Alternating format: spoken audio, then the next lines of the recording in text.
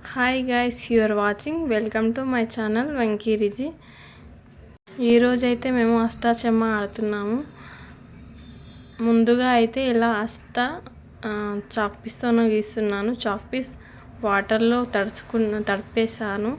తడిపి గీసాను. డైరెక్ట్ ఉట్టి చాక్ పీస్తోనే గీస్తే చెరిగిపోతుంది. అందుకే కొద్దిగా తడి చేసి గీస్తే తొందరగా పోదు, అందుకే తడి చేసి గీసాను. ఇలా అయితే ముందుగా చకార గీసాను. అంటే చకారను అష్టాచెమ్మ అంటారు, బారకట్ట కూడా అని అంటారు.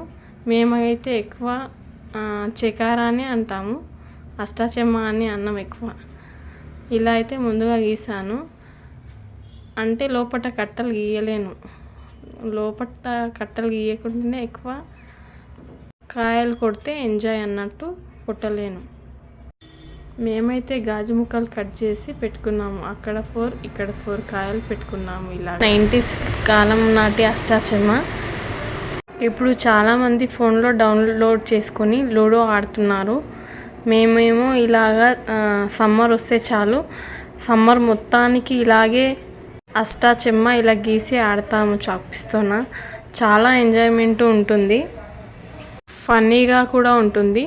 లోపల కూడా కట్టలు గీసుకోవచ్చు, కానీ మేము గీసుకోలేదు.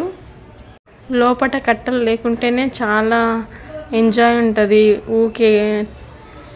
ఊకే కాయలు లేపడము చాలా ఎంజాయ్ఫుల్ అనిపిస్తుంది. అందుకే మేము లోపల కట్టలు గీయలేదండి. మా తోటి కోడలికి అయితే 2 అష్టలు పడ్డాయి. అందుకే ఆమె 4 కాయలు ఎక్కించింది. నాకేమో ఏమీ పడతలేవు, అందుకే ఇలా నాకు పడట్లేదని ఫుల్ నవ్వాము. తర్వాత మా అక్క అన్నీ తీసుకుని వచ్చి మొత్తానికి అన్నీ ఇలా ముందరైతే కూర్చుంటుంది. తర్వాత నేను వేసాక లేపి అర్థమైతే నాకు దొరుకుతుంది. ఇలా ఫన్నీగా ఫుల్ ఎంజాయ్మెంట్ ఉంటుందండి ఈ గేమ్ అయితే. మేము సమ్మర్ వస్తే చాలు మొత్తానికి ఇదే ఆడుకుంటూ కూర్చుంటాము. ఇలా 3కైతే నేను లేపాను. మా తోటి కొడల కాయలు మొత్తం 4లో 2 కొట్టేసా, 2 బయటికి వెళ్ళిపోయాయి. అప్పట్లో ఇంకా మేము ఫస్ట్ నల్ల బొగ్గుతోన ఇలా గీసి, తర్వాత సీతాఫలం ఆకు నుండి రుద్దేవాళ్ళం పైన. ఆ సీతాఫలం ఆకు బొగ్గు పైన గీస్తే ఎన్ని రోజులైనా అది చెరిగిపోదు. అష్టాచెమ్మ మేము అలాగే నల్ల బొగ్గుతోన గీసి పైన, తర్వాత సీతాఫలం ఆకు గీసేవాళ్ళం. ఇది బండలు కాబట్టి ఇంట్లో ఇట్లా చాక్ పీస్తో అయితే గీసాము. ఇలా మళ్ళీ మా తోటి కోడలు వచ్చింది, మళ్ళీ నేను కొట్టేసా, మళ్ళీ బయటికి వెళ్ళిపోయింది. మళ్ళీ 3 పడ్డది, 3కి మళ్ళీ కొట్టేసా, మళ్ళీ వెళ్ళిపోయింది. ఇలా చాలా చాలా ఎంజాయ్మెంట్, చాలా ఫుల్ ఫన్నీ, చాలా టైంపాస్ అవుతుంది. సమ్మర్ మొత్తం మాకు ఈ అష్టాచెమ్మతోనే గడిచిపోతుంది, ఫుల్ టైంపాస్. మీరు ఎంతమంది ఆడతారో నాకు కామెంట్ చేయండి ప్లీజ్ అండి. లైక్ చేయండి, షేర్ చేయండి, సబ్స్క్రైబ్ చేసుకోండి. మేమైతే సమ్మర్ హాలిడేస్ వస్తే చాలు తొందరగా పని చేసుకొని ఇక ఫస్ట్ అష్టాచెమ్మ దగ్గరనే కూర్చుంటాము, ఆడుకొని తర్వాత మళ్ళీ ఏదైనా వర్క్ ఉంటే ఆ వర్క్ చేసుకొని మళ్ళీ అష్టాచెమ్మ దగ్గరనే కూర్చుంటాము. ఇలా గడేకి సమ్మర్ హాలిడేస్ మొత్తానికి అయిపోయేలోపు ఇలాగే ఆడుతూనే ఉంటాము. చాలామంది ఆడతారు అష్టాచెమ్మ ఈ సమ్మర్లో.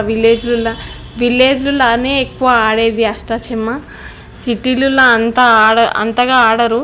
కానీ మేమైతే చాలా ఆడతాం విలేజ్లో ఇక్కడ. ఇంకా మా తోటి కోడలికి ఆడి విసుగొచ్చి ఆటనే వద్దని తీసేసింది. తర్వాత వద్దని కాయలన్నీ తీసేసింది. నేనుండి ఒక్క కాయతోనైనా కూడా అర్థం దొరుకుతుంది, అట్లెందుకు చేస్తామని మళ్ళీ పెట్టి మళ్ళీ అలాగే ఆడాము. మళ్ళీ ఆమె కష్టపడ్డా కూడా ఆమెకు అర్థమైతే దొరకలేదు. ఇక నేనైతే ఇలా వెళ్ళిపోయాను. లాస్ట్కు అన్ని కాయలు ఒకటి అన్ని లోపలికి తీసుకొని పోయి ఇక అర్థం లేని కచ్చి పండ్లు, అర్థం లేని కచ్చి పండ్లు అయితే తినిపించాను మా తోటి కోడలికి. చాలా చాలా ఎంజాయ్ఫుల్ ఉంటుంది. Please subscribe, like and share. మీరు కూడా ఇలాగే సమ్మర్లో ఆడేటట్లయితే నాతో షేర్ చేసుకోండి. మళ్ళీ ఇక రిపీట్గా కాయలలా పెట్టించి ఆడపీచకం స్టార్ట్ చేశాను. లాస్ట్ ఇక అదొక్క కాయ ఉంది, పడితే పోతుందని నేను మా తోటి కోడలతో చెప్పాను. ఇలా లోపటివి ఇంకా ఇవి బయట ఉన్నంతసేపు అలాగే లోపటివి పెడుతున్నాను కాయలు. ఇక పడితే పోతుందని చెప్పాను మా తోటి కోడలికి.